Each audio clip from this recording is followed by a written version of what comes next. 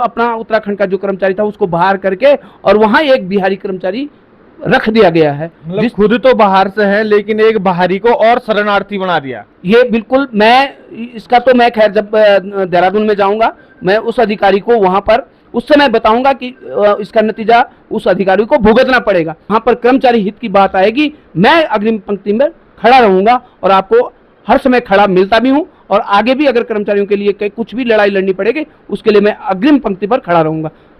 साथियों प्रणाम, नमस्कार। आप देख रहे हैं पाठ संदेश और लगातार आपको क्षेत्र हित की हर खबर से जोड़ने का प्रयास करते हैं। और आज हम उत्तरकाशी जनपद के कुरुला नगर में हैं और हमारे साथ आज उपनल महासंघ के उत्तरकाशी जिलाध्यक्ष जयदेव जी हैं। उनसे बात करने का प्रयास करेंगे, तमाम उन बातों को लेके क्या कुछ चीज़ें हैं जो ये अपनी रखना चाहते हैं हमारे माध्यम से आप तक, वो सब जानने का आज प्रयास करेंगे। जी सर, सबसे पहले स्वागत आपका पाठ संदेश परिवार पर। धन्यवाद कुलवड़ जी आपका और आपके पाठ संदेश का, जो हमारी छोटी बड़ी खबरों को आप उठाते रहते हैं, इसके लिए आपका बहुत बहुत धन्यवाद।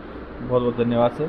सर, आज सबसे पहले तो आपको बधाई भी कि उपनल कर्मचारियों को एक ओर से सरकार ने एक आश्वासन दे दिया है कि आपको जल्द जो है नियमित कर दिया जाएगा। क्या इस संबंध में क्या कुछ कहना चाहोगे? देखिए कुलवड़ जी, मैं आपके चैनल के माध्यम से ये बताना चाहता हूँ कि माननीय पुष्कर सिंह धामी जी, जो धाकड़ धामी के नाम से जाने जाते हैं, उन्होंने जब अपनी सरकार के 3 साल बेमिसाल के जो उस समय एक हमारे लिए घोषणा करी थी कि उपनल कर्मचारियों को चरणबद्ध तरीके से नियमित किया जाएगा, तो मैं ये चाहता हूँ धामी जी से कि माननीय धामी जी, जब चरणबद्ध तरीके से नहीं, हम तो ये चाह रहे हैं कि जितने पूरे 22,000 कर्मचारी हैं अधिक से अधिक उस दायरे में आएँ ताकि जल्दी ही कर्मचारियों को नियमित किया जाए। लेकिन मैं ये बताना चाहता हूँ आपके चैनल के माध्यम से कि अभी तक 2 महीना हो गया है धामी जी की घोषणा को किए हुए, लेकिन फिर भी 3 कैबिनेट भी हो गई है। 1 महीने में लगातार 2 कैबिनेट हुई। हमें उन कैबिनेट में आशा थी कि हमारा कुछ मुद्दा आएगा, लेकिन थोड़ा सा हमें निराशा हाथ लगी। फिर भी हम ये चाह रहे हैं कि आगे जो 11 तारीख को सुनने में आ रहा जो कैबिनेट है उसमें हमारा मुद्दा रखा जाए।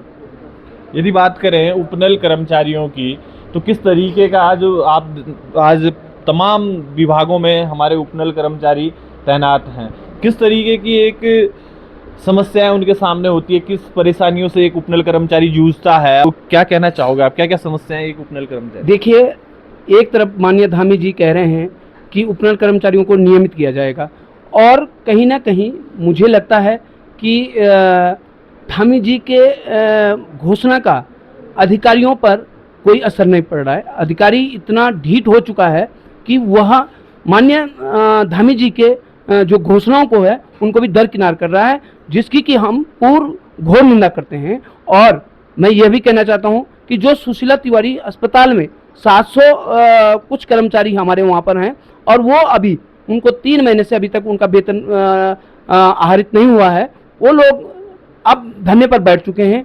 अब बताइए, वहाँ की जो स्वास्थ्य व्यवस्थाएं हैं वो पूरी तरह चरमरा गई हैं। और आपके माध्यम से यह भी बता दूं कि जब धामी जी ने यह भी घोषणा कर दी है कि कर्मचारियों को नियमित किया जाएगा, उसके बाद भी विभागों से कर्मचारियों को हटाया जा रहा है। ये कहीं ना कहीं ब्यूरोक्रेट सीएम धामी जी की छवि को धूमिल कर रहा है।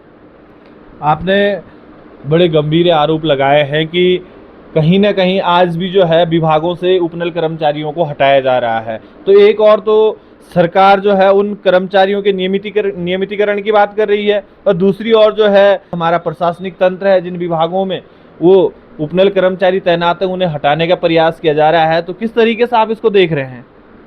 करुणा जी, मुझे बड़ा कष्ट होता है जब मैं कतिपय कर्मचारियों की समस्याओं को सुनता हूं।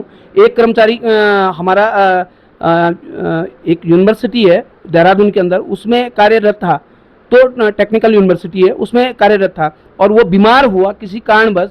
लेकिन उस कर्मचारी ने अपनी ईएसआई के माध्यम से उसने मेडिकल लगा रखा था, लेकिन उस पर उस अधिकारी ने, जो वहाँ का रजिस्ट्रार्ड है, उसने कई आरोप लगाए उस पर कि ये शराब पीकर ऑफिस में आता है। लेकिन जब मैंने वहाँ पता किया तो मुझे लगा कि वो जो अधिकारी है उनका उस पर गलत आरोप लगा रहा है। वो बीमार था उसका, और उस जगह पर यह एक सबसे बड़ा जो आरोप लगा रहा हूँ मैं, वो अधिकारी खुद तो बाहर का है ही, लेकिन जो अपना उत्तराखंड का जो कर्मचारी था उसको बाहर करके और वहाँ एक बिहारी कर्मचारी रख दिया गया है। मतलब खुद तो बाहर से है लेकिन एक बाहरी को और शरणार्थी बना दिया। ये बिल्कुल, इसका तो मैं खैर जब देहरादून में जाऊंगा मैं उस अधिकारी को वहां पर उस समय बताऊंगा कि इसका नतीजा उस अधिकारी को भुगतना पड़ेगा। मैं चाहे वहां धरने पे बैठूंगा, चाहे मुझे कुछ भी करना पड़े, लेकिन मैं उस कर्मचारी, जो बाहरी कर्मचारी है, उसको कहीं बिल्कुल उसका बर्दाश्त नहीं करूंगा वहां पर।